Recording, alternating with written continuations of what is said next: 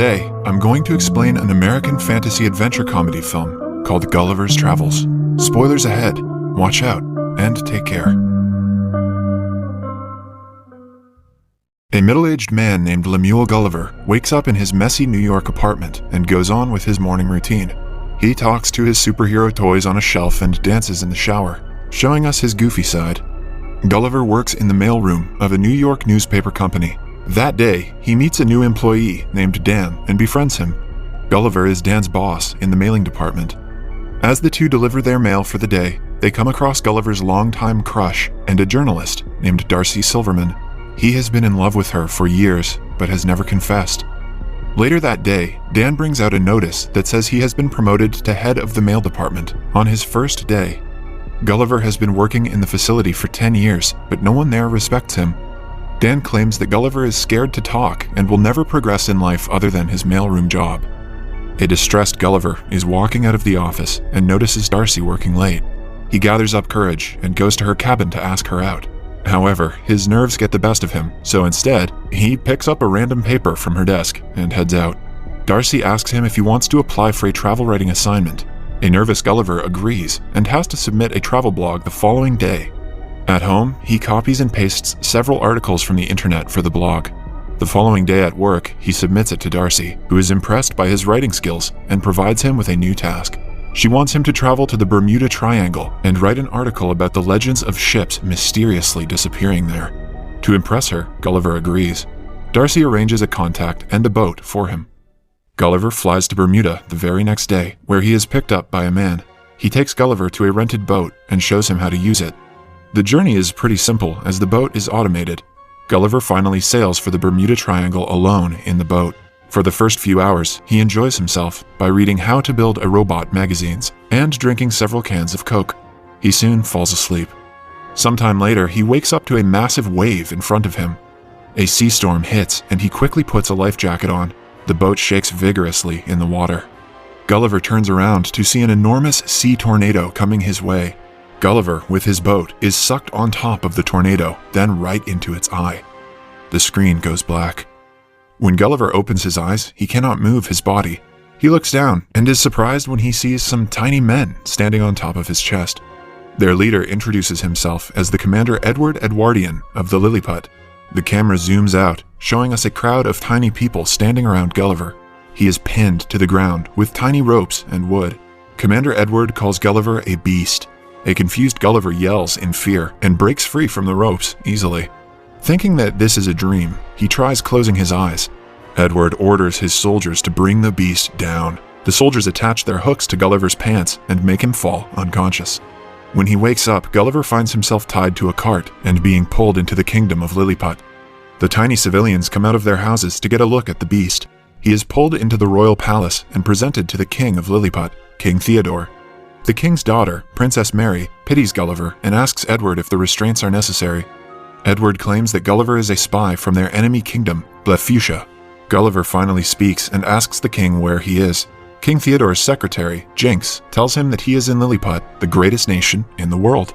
Gulliver thinks this is a prank and asks the non-existent cameraman to show himself. In the following scene, we see Gulliver imprisoned inside a cave. He meets a fellow prisoner named Horatio, who was sentenced to life by Edward for trying to court Princess Mary. The two are approached by Edward again, who listens to them referring to him as lame-ass. When an angry Edward threatens to imprison them for life, Gulliver claims lame-ass means someone who is brave. Happy with the answer, Edward takes both the prisoners to a field to plow it with the help of Gulliver's strength. He restrains Gulliver with a machine. Just then, 2 rings of a bell are heard from the palace, indicating that Blefuscia has attacked. They are trying to kidnap Princess Mary and have started a fire at the palace. Edward quickly runs to the palace and orders everyone not to save the princess, as he wants to be the one to save her. But Horatio asks Gulliver to do it, because Edward can't reach her on time. Gulliver easily takes the Blefuscian soldiers down and saves the princess, but the king and his secretary are stuck in the fire. Gulliver, in a hurry, urinates on the building. Everyone claps for him when he stops the fire and saves King Theodore. The king removes him and Horatio from imprisonment and thanks Gulliver for his bravery. He also invites everyone for a feast at night to celebrate the occasion. Edward is furious to see someone else being praised for their bravery. At the feast, the king asks Gulliver where he is from, and he answers he is from Manhattan. The people assume that Gulliver was the president of Manhattan, as he is the bravest one there. Gulliver feels like a hero for the first time in his life, so he fabricates the story, claiming he was known as President the Awesome. Everyone believes him, except for Edward. The following day, the people of Lilliput build a massive home for Gulliver, with all the facilities he couldn't get when he was in New York. Gulliver also makes them build a theater to fit everyone in the kingdom. Then, he shows them a drama of the sinking Titanic, claiming it to be the story of his life. Everyone is amazed by the tragic life that he has had. Edward inquires how he was saved after drowning, and Gulliver claims that he was resuscitated. Later, Horatio asks Gulliver to help him impress Princess Mary, and Gulliver agrees. The two go to the palace, and Horatio approaches the princess. A hidden Gulliver recites the lyrics of the song Kiss, making Horatio repeat it. By the end of it, the princess starts to fall for Horatio, but she is called by Edward, who has come to court her. The two have been destined to get married, as Edward is the bravest of the kingdom. Princess Mary isn't fond of Edward, but she cannot seem to get rid of him. Somewhere else, the search party finds the washed-up boat with cans of Coke. Gulliver comes to the scene and finds his phone is still working. He has 12 voice messages from Darcy. Turns out she is furious to have found out about Gulliver's plagiarized article.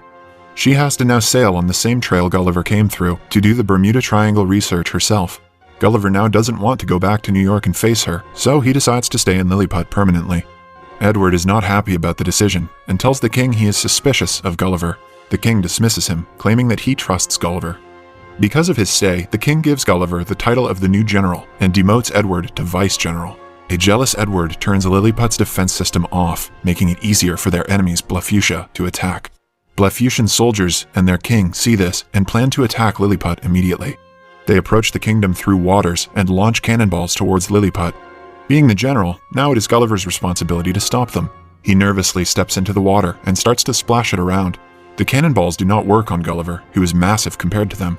Eventually, he defeats the Blefuscians and becomes the savior of Lilliput. The people from Lilliput fulfill all of Gulliver's wishes. They even build a model of Times Square so he would feel at home. They change their clothing to match that of Gulliver's. Soldiers are appointed to cut his hair and give him massages. One night, Edward barges into the princess's chamber. He claims that it is his right to come in any time because he courts the princess. The princess finally reveals that she doesn't love him and doesn't want him to court her anymore. An angered Edward leaves for Blefuscia to ask for help from their king. Edward's men have found the Build Your Robot book Gulliver had on the boat.